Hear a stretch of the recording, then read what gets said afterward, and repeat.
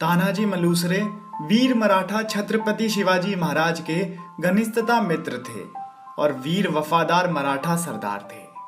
वह छत्रपति शिवाजी महाराज के साथ साथ मराठा साम्राज्य और हिंदू स्वराज के लिए लड़ने वाली सेना के सूबेदार और सेनापति भी थे। इस भारत की धरती पर न जाने कितने शूरवीर योद्धाओं ने जन्म लिया है।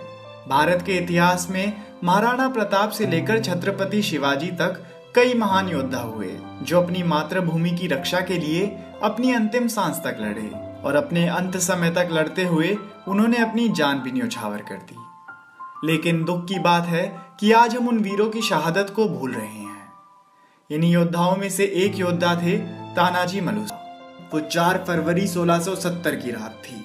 तानाजी मलुसरे के साथ उनके भाई सूर्य जी और उनके मामा शेलार पूरे 342 सैनिकों के साथ कोंडाना किले को जीतने के लिए निकल पड़े।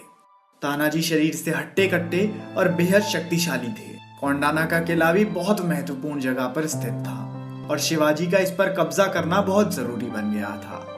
कोंडाना किले तक पहुंचने पर तानाजी और उनके 342 सैनिकों ने किले में एक तरफ से घुसने का फैसला करा। तानाजी के पास एक घोरपड नाम का जानवर था। ये एक ऐसा जीव होता है जो अगर एक बार किसी पत्थर पर भी अपने पांव जमा ले तो चाहे उस पर कितने भी आदमियों का वजन क्यों ना पड़े, वह अपनी जगह से टस से मस नहीं होता। तानाजी ने घोरपद में एक रस्सी बांधी और दूसरी तरफ से किले में बांध दी। फिर इसके सहारे ऊपर चढ़ना शुरू किया और इसके बाद उन्होंने मुगलों पर हमला कर दिया। कोंडाना का किला उदयबान राठौर के कंट्रोल में था जो राजकुमार जय सिंह के द्वारा चुने गए थे। उदयबान के नेतृत्व में 5000 मुगल सैनिकों के साथ तानाजी का भयंकर युद्ध हुआ। तानाजी एक बहादुर शेर की तरह लड़े और इस किले को आखिर में जीत ही लिया।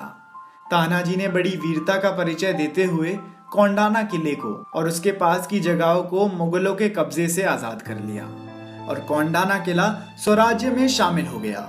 लेकिन तानाजी युद्ध में बुरी तरह घायल हो गए और अंत में वीर गति को प्राप्त हुए।